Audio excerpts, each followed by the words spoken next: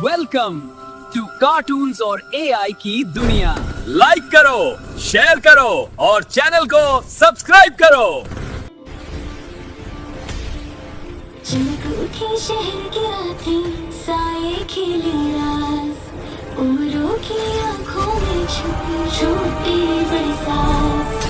हर गली में गूंजे किस्से, धोखे और जादू, हाथ में खंजर, आंखों पे मुस्कानों पर बादशाह हर जादू। दौड़ता है खतरे के बीच, छपता सायों में झलक, आओ देखो उम्रों की दुनिया जहाँ हर लम्हा है मुश्किल। उम्रो अय्यार।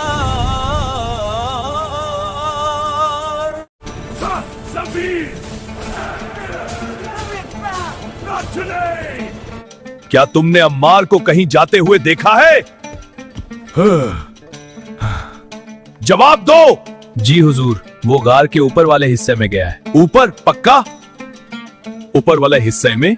जी हाँ, मगर वहां तो कोरे के सिवा कोई चीज नहीं। हुजूर मैं क्या कह सकता हूँ, मगर मैंने तो उसे ऊपर जाते हुए देखा। नहीं, तुम कैसे कह रहे हो कि वो ऊपर वाले हिस्से में गया है? मैं क्या कह सकता हूँ हुजूर, उसने मुझसे ऊपर ही जाने को कहा था। अमरो! लीडर? कुछ भी नहीं, सिर्फ कचरा। तुम्हारे सिवा कोई भी ऐसा नहीं जो उस वक्त बेदार हो। बताओ अम्मार कहां गया है? आप जरा सब्र करें, मैं ऊपर से देखकर आता हूँ। अम्मार, बाहर आजा। अरे कहां हूं मैं? आपकी आंखें कमजोर हैं सरदार, आप ऊपर जाकर तो देखें, अम्मार कोने में सोया पड़ा है। क्या बकवास है ये? अमर की इस बात पर सरदार बड़ा हैरान हुआ। वो उसी वक्त दौड़ता हुआ ऊपर गया तो उसने अम्मार को कोने में सोए हुए पाया। सरदार ने उसे ठोका देकर उठाया। अम्मार जाग पड़ा और इधर उधर देखते हुए बोला, मनान कहाँ गया? उठ जा अम्मार, वो चला गया। कौन मनान? कैसा मनान? कहाँ है मनान? हुजूर, मैंने अभी अभी मनान को अपने पास बैठे हुए देखा था। तुम्हारा तो दिमाग चल गया है। तुम मुझे ये बताओ कि तुम ऊपर कैसे आ गए? ऊपर? ये मैं क्या जानो, तू तो पागल हो गया है सरदार। पागल, सब पागल। सरदार उसे कोसता होगा नीचे उतर गया। थोड़ी देर के बाद अम्मार भी ऊपर से नीचे चला आया। अम्मार अपने आप में सख्त परेशान था। उसने अपने साथी मन्नान को जंबील में अपने पास देखा, मगर जंबील से बाहर आया तो उसे कुछ पता न चला कि ये सब कैसे और क्यों हुआ।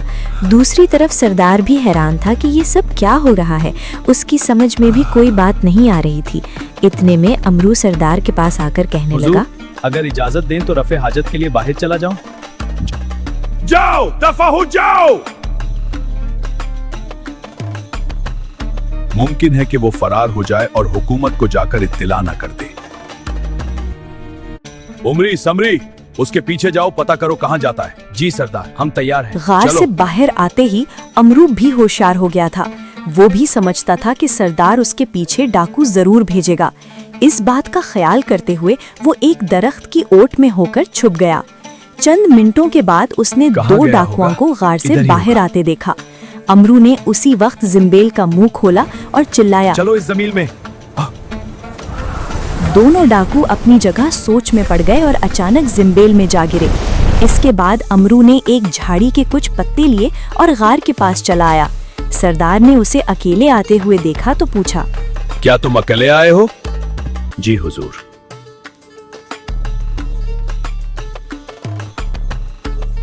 अब तक आए क्यों नहीं वो कमबख्त? अब तक आए क्यों नहीं वो कमबख्त?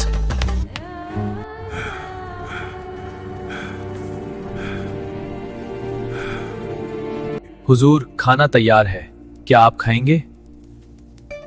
बैठ तमीज, मैं खाने से पहले तुम्हारी हड्डियां चबाऊंगा। बताओ वो दोनों कहां हैं? वो दोनों कौन?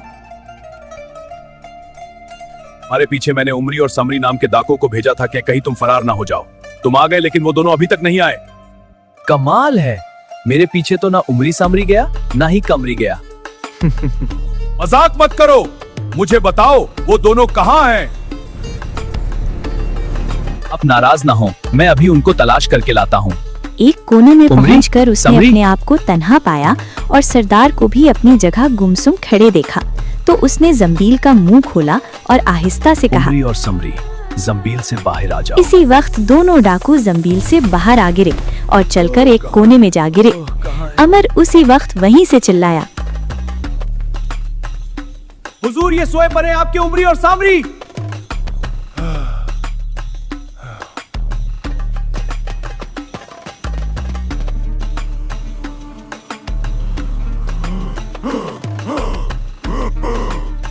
उठ भी जाओ।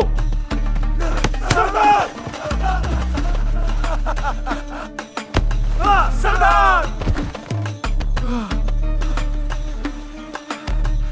मनान मनान मनान मनान मनान मनान मनान। बे! मनान के बच्चे, तुम दोनों कहाँ गए थे?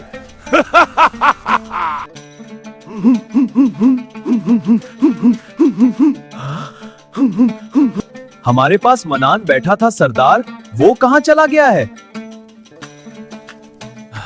तुम्हारे पास मनान नहीं, सुल्तान बैठा था। चलो उठो यहाँ से, कामचोर। चलो उठो, निकम्मो। तमाम ऐसे वाकयात हो रहे थे जिन पर सरदार का हैरान और परेशान होना बजा था। उसे रह रहकर अमरू पर शक होता था, मगर कोई सबूत न होने की वजह से उसे पकड़ न सका। आखिर सभी डाकू खाना खाने की गर्ज से एक कतार में होकर बैठ गए। अमरू अपने आप में खुश हो रहा था। वो जानता था कि खाना खाने के बाद इन डाकुओं की क्या दरगत बनेगी। अमरू ने उन सब के आगे खाना लगा दिया। इसके बाद खुद भी एक थाली में सालन लेकर बैठ गया। डाकू तो सालन से रोटी खाते रहे, मगर अमरू सालन के बगैर रोटी खाता रहा। लेकिन दूसरों पर उसने यही जाहिर किया कि वो सालन से रोटी खा रहा है। खाना खाने के बाद सभी डाकू आराम करने की गर्ज से लेट गए। अमरू भी अपनी जंबील को सरहाना बनाकर लेट गया, मगर वो सोने के बजाय जागता रहा। सरदार अपनी जगह पर लेटा सारी बातें सोच रहा था। उसे रह रहकर डाकुओं का गायब होना और फिर अचानक हाजिर होना परेशानी में मुब्तला किए गया था। वो अपने आप में हरासा भी था, लेकिन किसी पर अपना खौफ या डर जाहिर नहीं करना चाहता था। वो समझता था कि शायद गार में कोई जिन आ गया है जो इस किस्म की हरकतें कर रहा है। लेकिन जब उसे अमरू का ख्याल आता तो वो उसे बड़े गौर से देखने लग जाता, मगर इस दुबले पतले इंसान में कोई भी ऐसी बात दिखाई नहीं दे रही थी कि जिस पर उसे जिन या कोई भूत ख्याल कर लिया जाता। इतने में सरदार एकदम उठकर खड़ा हो गया। उसने लोटा संभाला और रफ़े हाजत के लिए बाहर निकल गया। सरदार फारिग होने के बाद वापस आया तो उसने 2-3 डाकुओं को आजार बंद हाथों में लिए और हाय मैं मर गया, हाय मैं मर गया कहते हुए देखा। सरदार ने इस बात को कोई अहमियत न दी। अभी वो डाकू वापस आकर बैठे भी ना थे कि सरदार को फिर हाजत हो गई। वो उसी वक्त उठकर जाने लगा तो उसके साथ 3-4 और भी डाकू चल पड़े। सबके सब मर गया, हाय मैं मर गया कह रहे थे। वो सब रफ़े हाजत के लिए बाहर चले गए। अभी वो बाहर ही थे कि बाकी मानदा 8 डाकू भी उठकर बाहर निकल गए। उन सबको पेचिस ने बदहाल कर दिया।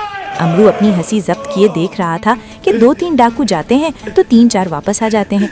अभी उनको बैठना भी नसीब नहीं होता कि वो फिर उठ कौड़ते हैं। सरदार का उन सबसे ज्यादा बुरा हाल था। उसे रह रहकर पेट में मरोड़ उठ रहा था। अमरू को हंसी आते रह गई। गार ऐसा अस्पताल बन के रह गया था जहाँ किसी हादसे के जख्मी मरीज पड़े कराह रहे हों। सभी डाकू अपना पेट पकड़े भाग दौड़ में लगे हुए थे। कईये के कपड़े तो रास्ते में ही पलीद होकर रह गए, लेकिन अभी तक किसी एक को ये सोचना नसीब नहीं हुआ कि इन सब की ये हालत किस वजह से हुई। ये बात सिर्फ अमरू ही जानता था। उसने खाने में एक ऐसी झाड़ी के पत्ते मिला दिए कि जिनके असर से खाने वाला पेटिश में मुब्तला होकर रह जाता। अमरू ने सालन खत्म करने के बाद पतीला जंबेल में डालकर गायब कर दिया ताकि किसी को उसमें पत्ते पड़े हुए दिखाई ना दे जाएं। चंद लम्हे कोई आकर आराम करता कि इसी वक्त उठ दौड़ता, मगर अमरू की हालत ऐसी ना थी। वो इत्मीनान से अपनी जगह पर लेटा हुआ था और इसकी इसी बात पर सरदार को शुभा पड़ गया कि जरूर ये इसी की शरारत है। अगर अमरू भी उन्हीं की तरह पेचिश में मुब्तला हो जाता तो किसी को इस पर शुभा ना होता। आखिर सरदार और चंद डाकुओं की हालत संभली तब अमरू की जानिब मुतवज्जा हुए। अमरू ने अपने हाथ में तलवार पकड़ ली। वो सब के सब अम्र का कीमा बना देना चाहते थे, क्योंकि हर एक को यकीन हो चुका था कि ये शरारत माँ सिवाय अम्र के और किसी की नहीं।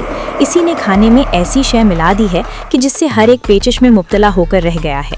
फिर अम्र के होठों पर मुस्कुराहट ने भी उनके शुबे को तकवीयत दी। अम्र ने जूं ही उनको हथियारों समेत अपनी जानिब बढ़ते हुए देखा, उसने उसी वक्त जंबील का मुंह खोला और चिल्लाया, सब के सब चलो मेरी जमीन में। बस इतना कहना था कि डाकू जमीन में इस तरह गिरने लगे जैसे पक्के फल।